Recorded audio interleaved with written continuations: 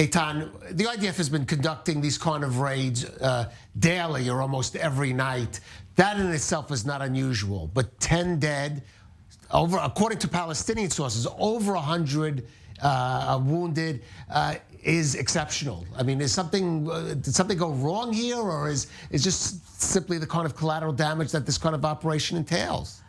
We have to divide it to few areas. First of all, it was a ticking bomb that I think that the Internal Security Service put his hands and the hurry to enter during the day. During the daytime, that's why it was carried immediately.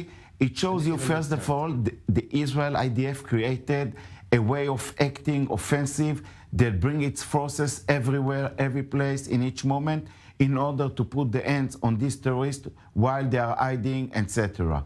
Second question, when you divide the operational activities in the local area, where are the terrorists? There were 3 people who killed. I think 2 were the terrorists themselves, and the other one was one who was trying to go outside immediately when it has been started, this kind of operation. The main wounded, most of the people are on the outside circle. It means that thousands of people armed came all over trying to shoot Israel Defense Forces, the large circle that was defending those who were active inside. What does it mean?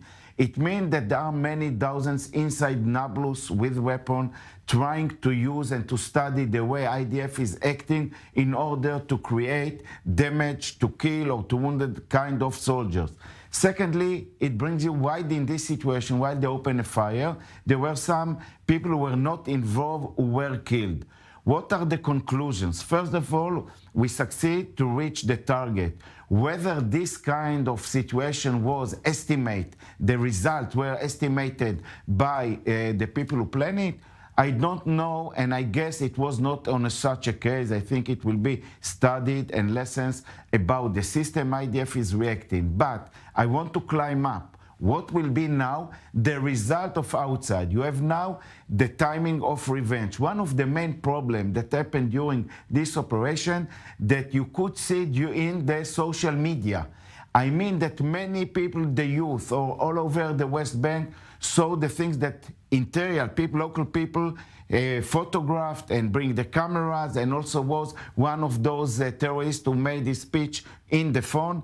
It brings now a high tense to the area. Going into the Ramadan holiday season, which is coming up. Yes, and this is in front of us. But I think now the Ramadan has no contact. It can be later on the high fuel that can burn much more highly the situation. But till now, you have with 3 areas a high tense. First of all, in the West Bank itself, we know that a murderer bring a murderer in East Jerusalem. What happened a few weeks ago in 2 or 3 terror activities by individual with arms, that's because what's going in the social media, etc. The third is what we hear from the Hamas and the Jihad Islamic in Gaza.